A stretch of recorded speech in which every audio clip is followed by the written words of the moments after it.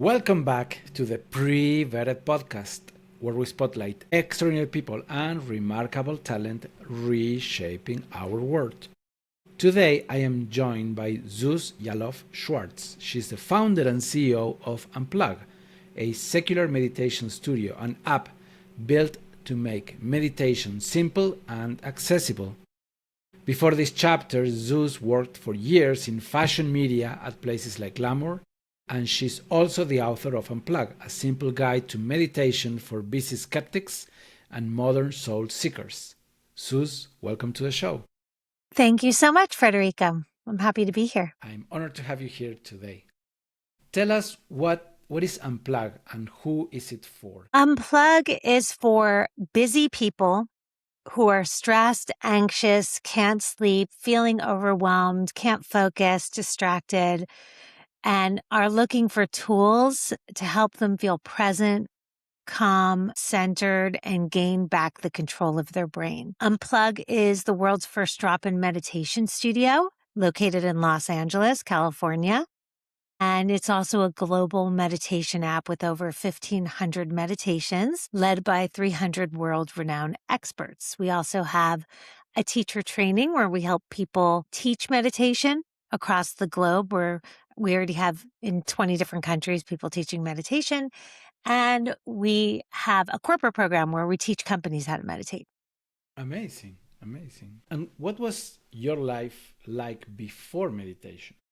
For meditation, I was very busy as a fashion editor, covering the globe in fashion. I was doing what I loved. I was working for a magazine called Glamour magazine. Prior to that, I was at Vogue, Elle, and Marie Claire magazine. And with Glamour, I was there for about 14 and a half years as a television expert, covering the red carpet for the Oscars and the Golden Globes, and also doing the do's and don'ts section inside of the magazine. It was really fun, really hectic. I was constantly thinking about the next thing and very rarely in the present moment. And on one special day, my husband got a job offer out of the blue to move to Los Angeles and challenged me to do the same and go full-time into television. So I moved out here and I was flying back and forth between New York and LA, and my mother-in-law saw that I was so stressed out because I had 3 kids here, and she told me I needed to breathe. And so she taught me a little breathing exercise that changed my life. I learned how to go from stressed to calm in 3 minutes. And after I learned that, I asked her, what was that? And she explained it was meditation and told me that I should learn how to do that. So I went on a quest to learn meditation. And at the time, it was very complicated. This was in 2012. And there was no drop-in meditation studio where you could walk in for 30 minutes and feel better 30 minutes later, led by top teachers. And I thought, this should be happening all over the world. And then I had this idea to open up a meditation studio called Unplug. And that's really how it all started. Amazing. So you were by default always engaged, right? And that must be tiring. I think most people are living in the land of busyness. Most people who are working in corporate America are juggling thousands of things at the same time. And even people who are not, moms, and in this day and age, we're constantly, our attention is scattered and everywhere, whether it's in our phone, on our jobs, in our family life. And it's very rare that we're actually sitting down, being present with ourselves, noticing what's going on in our own brains. And I think that really is the gift of Unplug, is the capacity to be able to be present in the present moment and really land there and slow yourself down so that you can actually do more in less time because you're actually present when you're doing it. I wish I knew that when I was working in corporate America. I did not know that. I'm glad I had to learn it the hard way. So now I teach other people how to learn it the easy way. You went through a journey of discovery that it's very interesting because, as you said, it takes a lot of courage to be able to figure this transition, right? Yes. I see a lot of people in Mexico in particular that I go off road to remote places, to connect to nature. And when I arrive to those places, I see a lot of folks that just sit down and put music on, right? It's like I feel that it's like they cannot stand their own thoughts, right? They need the music to kind of mute their own thoughts, right? If that makes sense. Yes, I like the way that you just put that. Mute your own thoughts. If only we could, if only we actually could. We cannot.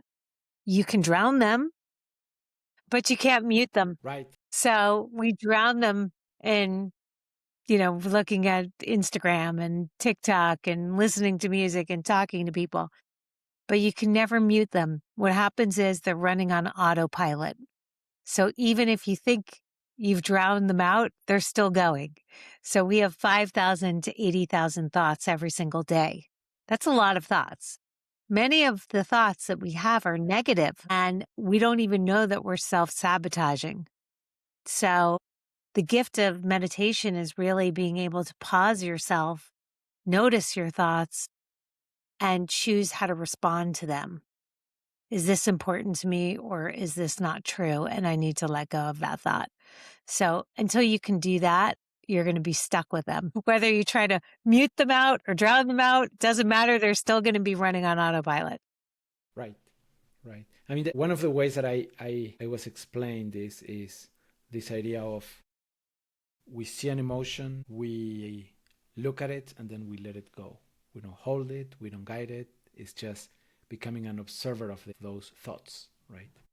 And that kind of, it's part of a process of meditation, right? I would say exactly the process of meditation. It's observing the thoughts without engaging with them. So I notice, I release, I come back to the breath, I come back to the present moment.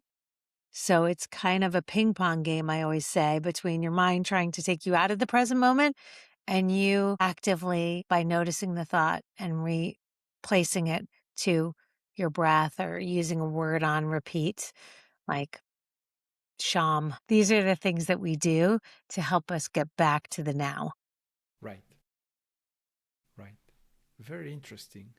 And what does secular meditation mean to you? Well, a lot of people, when they hear the word meditation, they think about religion or they think about spirituality. Now, meditation is only religious and spiritual if you choose to make it so, but secular means non-religious. So we're not Buddhists, we're breathers. So we're focusing on bringing our awareness to our breath. We're bringing our awareness to the present moment, and we're not doing anything other than that, other than actively being present with ourselves, training So our not attention to be here now. right. So not all meditators are Buddhists, but all Buddhists are meditators. Well, I can't speak for all Buddhists, but I can Right. say that a lot of Buddhists are meditators. A lot of Catholics are meditators. A lot of Jewish people are meditators. A lot of, all the different religions and are meditators, but they do it in a different way. Some people bring God into it. I always say there's a difference between prayer and meditation. Prayer is we're going out, we're going to our higher self, our higher being, or God. And meditation is we're going in. Who am I? Why am I here? I'm breathing. It's now. Right, right. It's getting into a deeper relationship with ourselves, with our mind. Yes. For someone who's skeptical, what is the easiest way to try meditation for the first time? I love that you asked that question. I actually wrote a book called Unplug, a simple guide to meditation for busy skeptics and modern soul seekers. And the reason why I wrote that is because a lot of people are skeptical, and it's for many different reasons. Some people are skeptical because they think that they don't want to lose their edge. Some people are skeptical because they think they don't have time or they can't sit still. I would say to skeptical people to lose the word meditation for one. You could call it tactical breathing. You could call it mindfulness. You could call it just a present practice. It doesn't have to be called meditation. That word sometimes turns people off. So all we really do when we meditate is we breathe, which is step 1. Step 2 is we let it go. We're present in the present moment. And step 3 is our mind will try to take us away from the present moment, whether it's thinking about things in the future or remembering things in the past. And then we begin again. Breathe, let go, mind wanders, come back. Breathe, let go, mind wanders, come back. And when I say that for skeptical people, when your mind wanders and you can actively choose to come back to your breath, come back to the present moment, that is when you are able to actually control your brain and control your thoughts and control your response. Because what most people do is something happens in their life that's difficult and they get reactive. They get angry or they get sad or they scream or whatever it is that they do. But what they don't do is they don't pause and breathe. But when you see, for instance, famous athletes before they win major competitions like the US Open or the NBA, you'll notice a lot of these major athletes are stopping, breathing, visualizing, and getting present, especially golfers. When the golfers are just thinking about themselves and the ball, the thing in front of them, that's when they play their best. It's when you get in your head. That's what we say. We get in our head. And that's when you play the worst. This is what's happening in the Olympics right now as we're watching it. We're seeing a lot of athletes get in their head. But what they need to do is just get in the now. Just take it, be in the now, be present. Let go of all their own expectations and be here now. And that's when you'll perform your best. Right, right. Because I compete in sports as well, and when you start thinking about the mistakes that you've made, and you kind of get distracted by that, then you're making more and more mistakes, and it's not for the mistake that you're doing; it's because the mistake that you've done, and that kind of becomes snowball that grows and grows and grows, right? Mm-hmm. So being able to just let go. You made a mistake, but you have the next shot. So focus, be ready, be present. Yeah, if you think about all the mistakes and you're in it, then you're not thinking about being in it. You're thinking. Right. So this is where the problem lies, and it compounds. So that's why I can't remember who the golfer was, but one of the golfers who won the US Open didn't even realize he won because he was playing really present, hitting one ball at a time, not thinking about what happened, what didn't happen, just kind of focusing on the next thing and the thing in front of him. So just that one shot. So if you take it one, they always say the slower you go, the faster you finish. It's when we put too much on our plate that we can't get anything done. But when we put one thing on our plate, we can complete that one thing and then move on to the next. Right, right. Let me tell you a story that I heard about this idea of realization, right? Think of a building, right? Where you can see the whole floor, right? But then when you're in a particular spot, you can see a shaft that goes to the next level, right?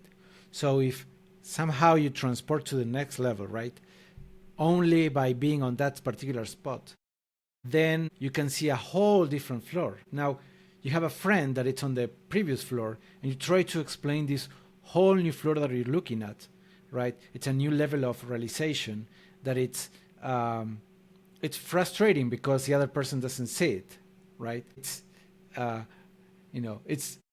they believe you that you're not lying to them, but they don't really believe you because they're not looking themselves in that floor, right? And it is not until they get to that particular point and get up to the next level of realization where they can share that experience with you, right? And then they can say, oh, now I understand what you're talking about, right? And I think that it's the same thing with meditation, right? I mean, there's so many skepticism, lack of information, and whatever it is, that it is not until they experience it that they can realize the benefits. And it's interesting because some people are crisis meditators. A crisis happens and then they meditate to feel better. And then they forget about it until the next crisis happens, and then they do it again. But that's dabbling. When you become a consistent meditator, the second the crisis comes, you know exactly what to do. And it just makes handling all of life's challenges a lot easier. And unfortunately, you can't say to people, you need to meditate or you should meditate. We know this is true. We know everybody would benefit from meditating. It's like drinking water. It's beneficial to your brain. We know that it changes the physical structure of your brain. It improves your functionality of your brain. But people have to get there when they're ready to get there. Right. So showing the path, and people can decide when to traverse it. Right. Very interesting. And what is the biggest mistake beginners make when they try to meditate for the first time? They'd sit down for 20 minutes and try to just sit there for 20 minutes without using a real pro. So I think the biggest mistake is people think that they can't do it because they have too many thoughts. That's the number one thing that we hear. People think they can't do it because they can't clear their mind. What they don't realize is you're never going to clear your mind. That's not possible. And it's never going to happen. So they think they're doing it wrong, or they don't even want to sit there, and all of a sudden they're noticing these thoughts that are awful in their mind, and they never want to go back there again. But here's the thing. If you don't notice the awful thoughts that are happening in your mind, they're still there. Like we were talking about muting your own thoughts or drowning them out. They don't go away. But if you do notice them, that's the only way to move through them and release them. So I think the biggest mistake is doing it for too long. So starting tiny is much better than doing it for what they think is the right amount of time, because then they'll do it once, hate it, and they're out. But if you breathe for 60 seconds and you slow down your heart rate, you'll feel a little bit better, and then you'll want to do it again. So I would rather people do it every day for a minute a day than go on a Vipassana retreat or a 6-week meditation retreat or a 3-day silent meditation retreat and then never do it again. So I rather it be 60 seconds daily than anything else. So my sweet spot is 10 minutes every morning before you get out of bed. I believe, and my own practice is, I wake up, I click the meditation of the day on the Unplugged meditation app, and I literally do 10 minutes of meditation, and then I get out of bed, and then I go to the gym. And I lock those two things every morning because I habit stack them. I don't get out of bed until I meditate. Therefore, I will never miss a day of meditation. Right. Wow, that's amazing. I mean, I think that there are diminishing returns when you try too hard for too long, and then being able to start with a very small amount of goals to achieve. I think that it's much more important. And as you said, recurrency, right? Being able to do it more frequently every day, even for 5 minutes, 10 minutes, or 1 minute, right? But yeah, being able to do it daily, right? Yep. Consistency always is more powerful than dabbling. Right. Dabblers don't see the results. Consistent meditators do. It's just a fact. Right. Don't hate me, all those dabblers watching right now, but I'm just sharing the facts. Right. Yeah, I mean, it's I think that there's also a component of ego, right? That we're fighting with our own ego to try to control when we have to become observant of what is going on with us, right? And that's scary. I don't know if it's ego so much as it's choice. So for instance, if I wake up and let's say I use the Unplug app as my meditation app. There's so many meditation apps out there. That's just the one that works, that I love, that works for me. And I say, the meditation of the day, let me look around and see if I can find something better. Then I'm probably not going to meditate. I might take too much time, and then I might take a vote. Should I or shouldn't I meditate? If I ask myself, should I or shouldn't I? Often I won't. It's the same thing with working out. If I'm not doing it in the morning, it's probably not going to happen for me. So I don't give myself the vote. I don't give myself an option. I just do what's in front of me and I get it done. Whether I love that one or I don't love that one, it doesn't matter to me. The fact that I'm doing it is what matters. The fact that I'm showing up and being consistent and doing the thing, that is what matters. Right. Because we can have 1,001 excuses or to procrastinate and not doing the activity, right? Yeah. And the same happens with exercise, right? I have the same issue. If I stop, if I miss one class, then I have a stronger excuse to miss the other one, and it's a compounding effect, right? If you've been going to every single one, you don't want to miss the next one because you don't want to break that pace, right? And it's less likely for you to find an excuse to not go, right? And once you're there, you do the activities, right? When I explain people about, I do karate. That's why I'm talking about my experience based on that. It's just showing up. If you show up, you do 80% of the work. Then you have to sweat, you have to do the exercise, but being there, being with other practitioners, then you have this peer pressure to kind of go along with whatever activity is and try to do because everybody has to do it exactly the same. If you lag behind, it kind of shows, right? Maybe nobody says anything, but you see it. So that puts you to keep moving forward, keep doing right, wrong. You're going to get feedback and correction, but it's just showing up, right? And then everything else is downhill, right? Ish. But it's much easier, right? But then if I miss one class, then I miss the other one, then it's okay. I'll start next week, and then you start finding excuses of not doing the activity, right? Which it's kind of a way the mind trick us to not doing the effort. You miss one, you miss two, you're off the boat, it's done. But the key is to go, show up, do a tiny little bit, and then whatever you do above that is extra credit.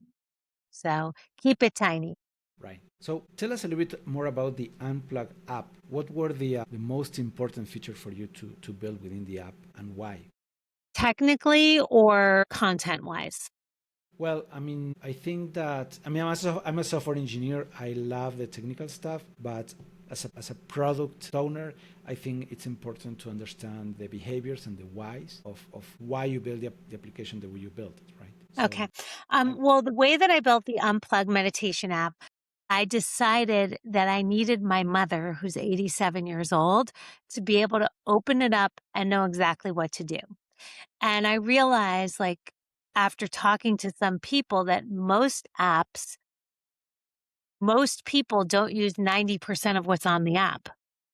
They only use 1% of what's on the app or 10% of what's on the app. And I didn't want that to happen with our app.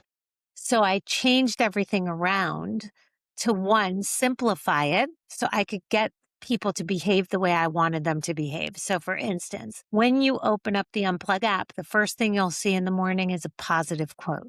I think of that as first thing you feed to your brain is something positive. Then there's three little steps that you can do to do the daily check-in. The first is you ask yourself a question of the day, and the question is something like, what do I find fun? Or something where you can ask yourself something that you discover something about yourself.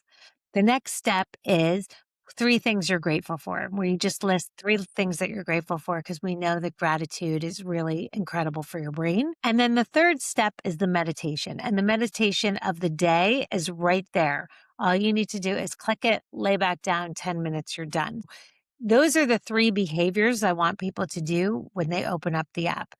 A lot of people use our app to go to sleep at night. We have award-winning sleep meditations. Then on the app, right underneath that, you're going to see all the different things that we have: sleep, meditate, movement, and the different things that we have. I literally put every single thing that's on the app and made it available on the home screen. So you never have to leave the home screen. You can find everything that's there right on the home screen. right. Amazing. Yeah, I've seen a lot of applications that are overcomplicated, and I've done it myself. I built applications that have too many features that then people don't use. So what's the point of building them in the first place, right? So I think it's very interesting how you were able to build an app that can be used by novice, first timers and meditators, to more advanced meditators because you're providing the core functionality right on the homepage. And I really believe that when we went to Apple, we were very lucky to be invited to be part of the Apple Entrepreneur Camp. So we spent 9 days on Apple's campuses in Cupertino. And what I learned about making a great app is they want it to be beautiful and easy to use. And I believe that we have mastered both on the Unplug app. It's really beautiful and it's really easy to use. Right. And this is a word that it's overused in marketing, intuitive, right? But being able to, as you said, your mother-in-law being able to just open the app, being able to use it, that becomes, critical. What features have you built for more advanced users? So it's interesting, but we have people who've meditated. I mean, I'm number 10 on the list and I'm 1,800 consecutive days meditating on the app. And I'm number 10, which is pretty unbelievable. So we have people who are engaged long enough that they're advanced meditators at this point.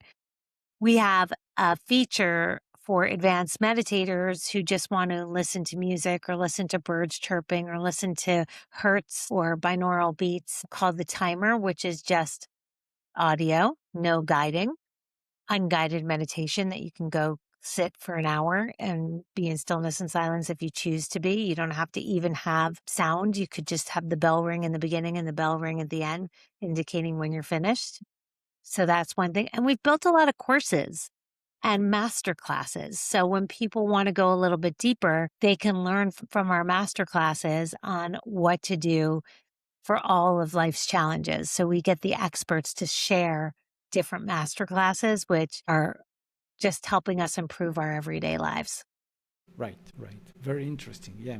I think it's more of an invitation to explore rather than an imposition of features. Yes. Right. Yeah. I think that's key because that way you can serve beginners, but also serve advanced people because they can just go and once they're satisfied with the basic features, they can go and explore the more advanced functionality. Yes. And we also have a meditation for absolutely everything. Federico, if you said, I'm feeling overwhelmed and you typed overwhelm in there, there'd be a meditation for that. Or if you were suffering from a disease, a specific disease, like let's say you're not, I hope, but cancer, we have a lot of meditations for that. Or if you're in pain, we have meditations for that. If you're going through divorce, we have a meditation for that. So we definitely created different 10-minute videos to help people with all of their life's challenges. And we did that with all of our different teachers based on what we were getting feedback from our clients and also from our own lives. Very interesting. So we like to say in the bottom, we have a meditation for that. It says that at the bottom of the app, the very last thing. And it's a search bar. And you search it, we have it. If we don't have it, we'll make it. So that is kind of how we roll over at Unplug. Right. So the search bar becomes a request for new meditation if you don't have it. Yeah. But we have it at this point. Interesting.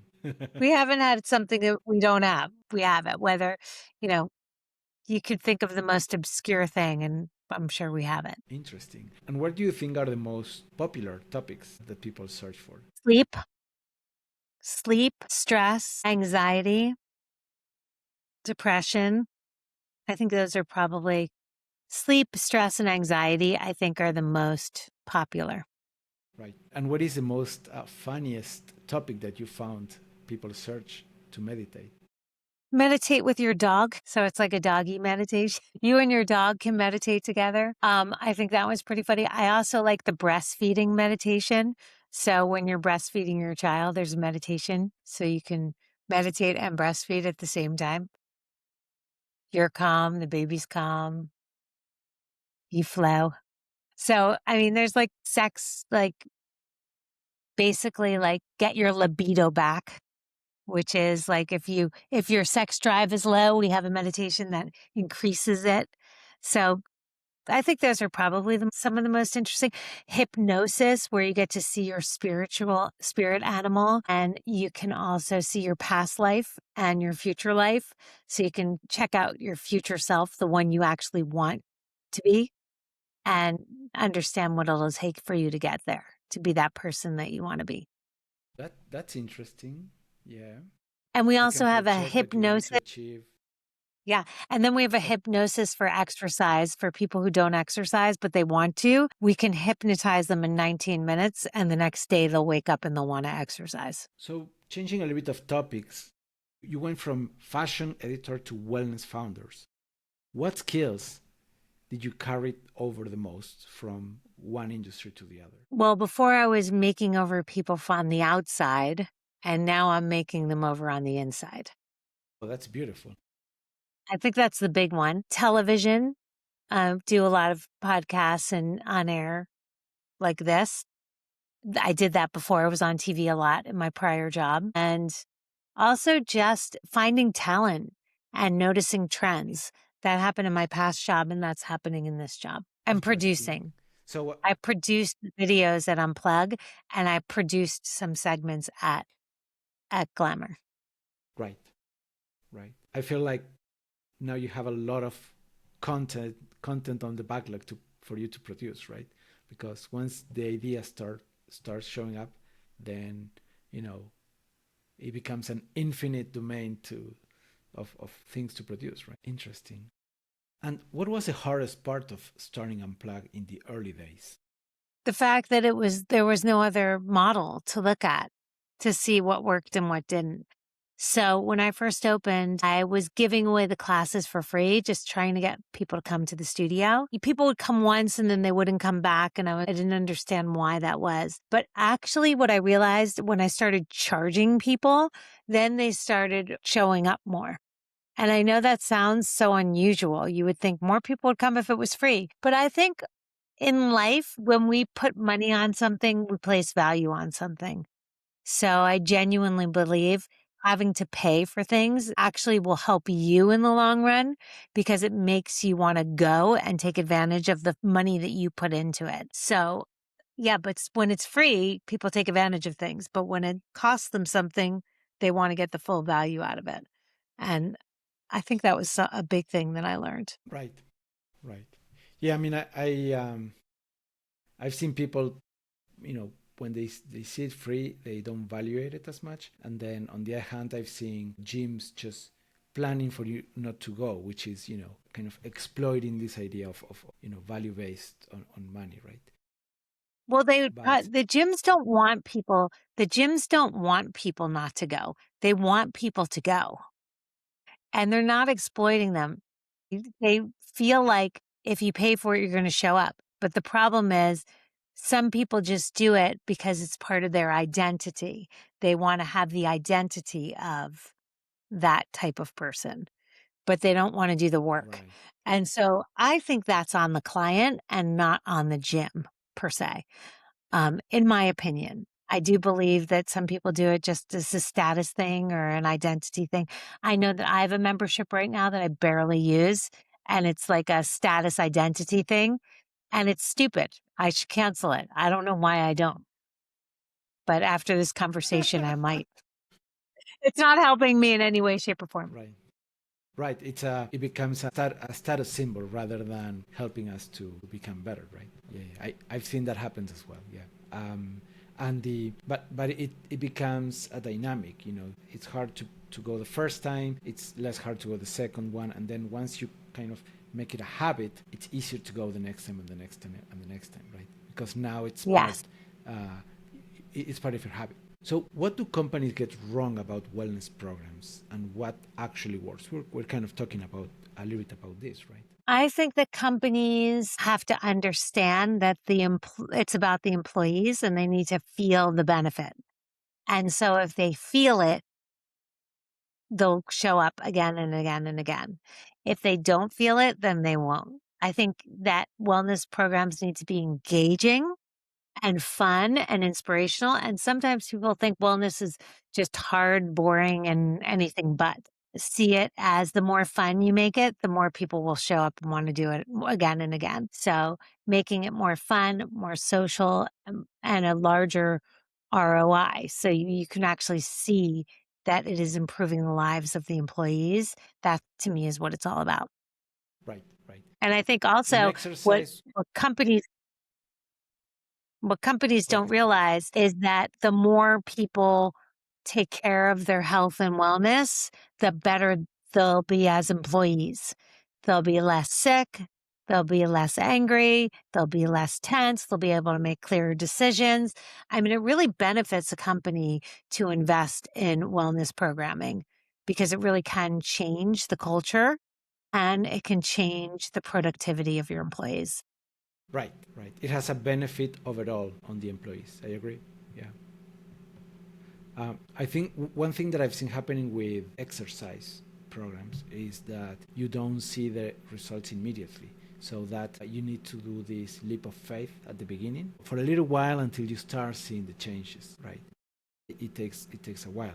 I'm gladly surprised that with meditation you can see the benefit much quicker, right? And that would make people to go more often, right, and stay within the program. I think that's the interesting thing that you just said, Federico, is that you don't see the benefits with meditation. You feel them. Whereas with Right, exercise, you see them, which is why so many people are much more focused on exercise because they like seeing their bodies change, but they don't care as much about their brains. But what they don't realize is that the brains are running the show. Your brain is running the show. Your mindset, your brain, and runs your body. So we really need to take care of our brains. right, right. I mean, I'm making a lot of correlations with my experience with karate, right? And once you achieve certain level, you kind of start from the beginning again, right? After you go to black belt, you become a beginner again, right? But now with a level of demand that is higher, right? Because we're searching for perfection on the movement, which is never achievable, right? I'm wondering if something similar happens with meditation. There aren't levels because every day you show up different. So I can walk into a meditation and let's say it's a 20-minute meditation. And one day I could be calm, peaceful, see the purple lights in my eyes when I close them, all the fun things that sometimes happen in meditation. And then another time I'll be stressed out, have a million thoughts, and like basically be battling my brain the whole time. It has nothing to do with the level that I'm at and everything to do with how I came into the meditation. I always walk out feeling better, but I don't I've never had the same meditations twice. And the difference between advanced and beginner meditations is advanced people know that they're doing it right. And sometimes they'll sit for a longer period of time. But that doesn't mean that beginners don't sometimes, advanced don't sit for a short period of time sometimes as well. So I think showing up every day makes you an advanced meditator. Right. Very interesting. So let me ask you one last question before we wrap it up. It's what advice would you give to a founder that is planning to build an application or a platform based on a problem that they see in the world? What advice would you give them? Their first hire should be a salesperson. That is my advice. Do what you want to do. If you have an idea, go for it, make it happen. But I think the thing that's going to make your company successful is someone who's good at sales. So spend the money, hire a salesperson, and make that happen. Right, right. So finding a person that could help you sell and find the clients and then figure out how to deliver in the process, right? Yes. Amazing. A lot of people think, oh, I want to build it. If I build it, they will come. I was like that. And to some degree, it worked. But I think spending the money on hiring someone who's a salesperson who's really good at it, I think is a great use of capital for someone starting out. Right. Zeus, it's amazing how much we learn about Unplug and meditation. I truly appreciated you being here today. Any final remarks before we wrap it up? I just want to say thank you, Federico, and I hope that you meditate every single day from this conversation forward. Your brain will thank you. And thank you to all of the listeners who took the time to listen to us. sharing my love about meditation. I hope that you get excited and come visit me at unplug.com. You can see everything that I do there. Great. And we're going to leave the link to your studio as well, so people that are close by can visit.